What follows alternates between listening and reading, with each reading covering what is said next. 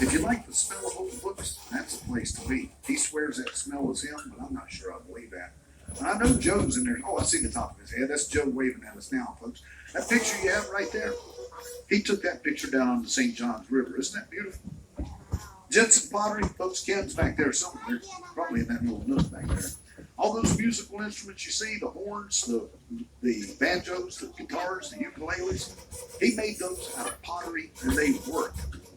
Yeah, you would think that making a musical instrument from pottery, that the vibration would cause it to shatter, but no, folks, he's an amazing musician, and he gets out here and just jams on those things. It is so cool to see. And now, the biggest reason that we're down here, this wall is made of coquina, just like the fort. This wall is less than 1 foot thick. The outer wall of the fort is 9 feet. Coquina is a Spanish word for small shell. It averages about 1/4 of an inch in diameter. In this wall alone, there are tens of millions of those tiny shells. What I'm here to show you is about halfway up that wall, right beside this lovely lady right here, folks. And hold, right there. About halfway up the wall here. Yeah, right there. Now, that said that if it hits it fast enough and straight enough, it would sink in. He described it as sticking a knife into soft cheese. Well, the Spanish didn't know all this. They used it because that's all they had. They go investigate, they see those tiny pock marks with no cracks. They're overjoyed. They realize they're not going to die. They fill in those pock marks. They put fresh paint over the top.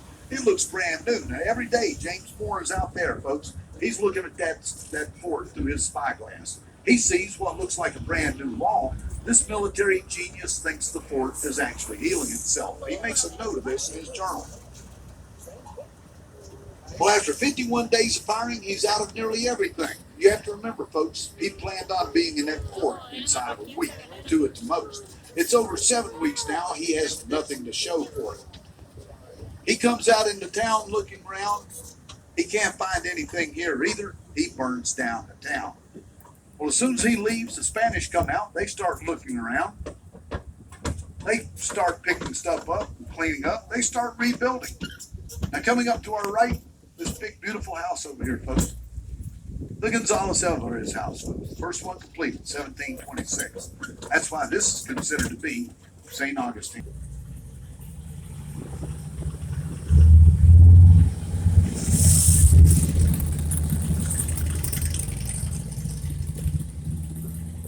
Between the second and third window is a large circle, about 14 inches in diameter. In the middle of that circle is a 12-pound cannonball embedded in the wall. Pretty cool.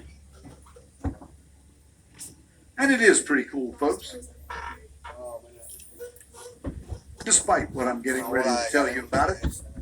I mentioned earlier that I went in the Marine Corps in 1969. Well, at that time, I had been living in Vero Beach for 2 years. Not good, the wild bananas. It's not that they're poisonous or anything, but they don't taste good and they're very fibrous. That one is none of those. It's actually the plantain. Now, in Puerto Rico and in Spanish, they call them plantanos. Anybody here been to Puerto Rico? Yeah. You ever eat the tostones down there, guys? Yes. Yeah, the fried bananas. Oh, they're a killer. They sound they taste way better than they sound. Yeah. My ex-mother-in-law, she did them both sweet and savory. She's the only person I knew that made them savory, and they were just absolutely delicious. As a matter of fact, I'd like to have some right now. Yeah, that's the kind of banana that is. This yellow and white building, headquarters of the National Guard, folks. Florida National Guard with St. Francis Barracks. The only barracks in the United States to be named after a saint. The reason for that, Franciscan friars lived here during colonial times.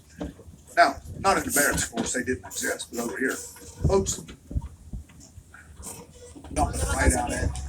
That is the St. Augustine Lighthouse. It is easily one of the most beautiful lighthouses I have ever seen, folks. I used to be a ferry boat captain. I've seen a lot of lighthouses. It is an active lighthouse. It is open to the public. If you like lighthouses, go check it out. I highly recommend it. 219 steps up to the top of that thing, 224 if you count the 5 outside. Now, folks, you get to the top, you can see for over 20 miles in every direction, but getting to the top needs to.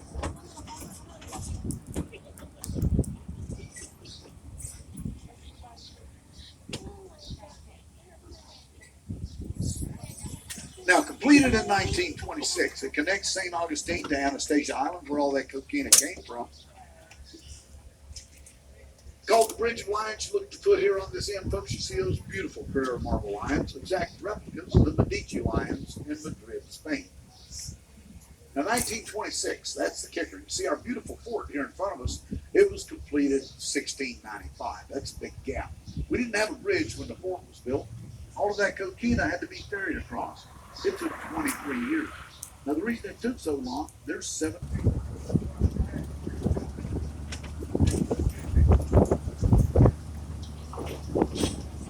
Now, James Moore, he's out into town, folks. He's burned it down. He's getting desperate. He orders his men to build 15 and 20-foot ladders. His new plan, they're going to walk up the hill outside the fort, lay the ladders against the fort wall, and climb over. How many people here have been to the fort already? Anybody? Oh, a bunch on you. Okay, good. You know about that hill now. That hill was actually the outer wall to a very wide, very deep dry moat. During times of peace, they grow food in there. During times of attack, they put their livestock in there to protect them from enemy fire. When James Moore began his attack, they had 139 head of cattle up here. Got them through the siege. So,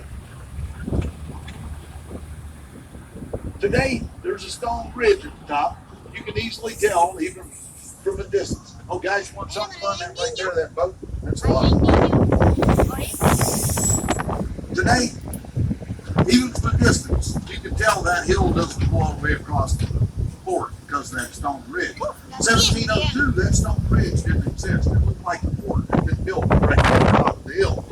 These men are getting about 15 to 20 feet. They get to the top of that hill. They're facing some of the most gunfire you can imagine. Their friends, their companions, they can get at their feet. They get to the top of that hill. They find a boat they didn't know existed. Those 15 and 20-foot ladders wouldn't even reach across that boat, much less scale those 35 and 40-foot walls. They realized they made a really bad life choice. You see, this hill forces any attacking troops directly up into the line of fire of the muskets and the cannons up on top of that fort wall. Those cannons aren't loaded with cannonball. They're loaded with a nasty little thing called grape shot. Grape shot, folks, is a metal ball. Various sizes and various metals, but in this case, a little less than half an inch in diameter, and they're made of cast iron. They load those things 100 each into canvas bags and load the canvas bags into the cannons. Some of those larger cannons will hold up to 10 of those bags, 1,000 shots. They're huge shotguns facing downhill. The English attack up that hill, the Spanish cut loose of those cannons. That little war the English started, folks, cost them 150 men. James Moore shows his true colors. He flees overland and whatever band he can. He deserts his dead and dying. Well, the Spanish don't care. They're just happy to see him gone. But after a week or so, they realize he's left them with another problem. Those bodies are starting to go bad. The Spanish come out, they dig 3 long trenches, they roll those bodies in, they cover them up. Ripley's right here, directly on top of that third and largest unmarked grave trench. Now, folks, I mentioned at the first of this tour how I feel about ghosts. I don't believe in it, not a lick. Don't believe in them at all. But according to all those Ghostbusters you see on TV, they've all been here. Most of them many times. If you're interested in that sort of thing, if you look right there, that little door, folks, every night starting at 7 o'clock, we do what we call the paranormal investigation, Ripley's Paranormal Investigation. And they have several shows depending on how many people want to come in. What they do, they go in that building right there, that middle door. They give you the layout of the building. They tell you the stories behind the hauntings. They turn you loose with some cool equipment. And you do your own paranormal investigation throughout the darkened castle. And it's a lot of fun. I did it, I don't know, 6 or 8 months ago just to see what it was like. I really enjoyed it. Had a lot of fun. Never saw a ghost, but I didn't expect to. The piece of equipment I had was an infrared viewer.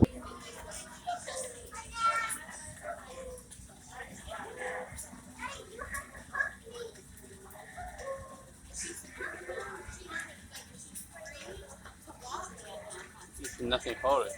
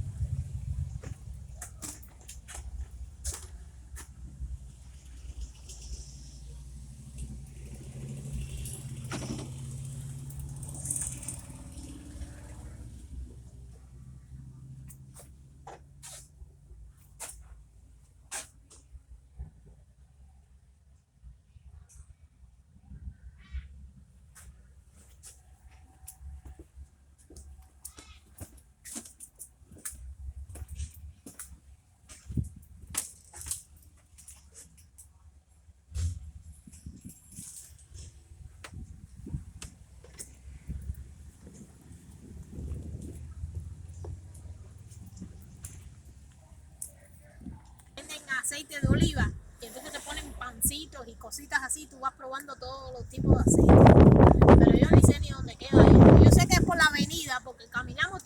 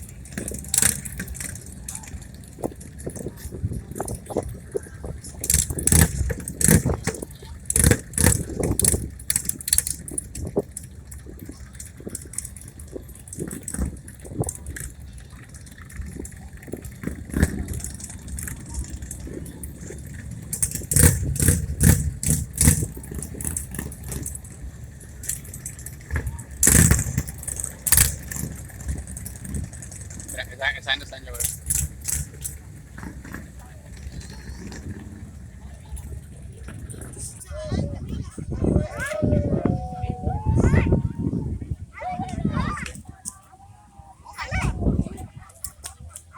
Who's controlling that kite?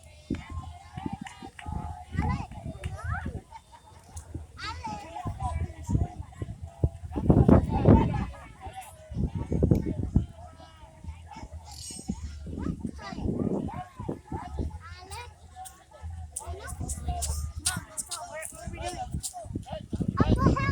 Dad, what are we doing? It's that dude. It's the dude in the black shirt. It's the dude next to him.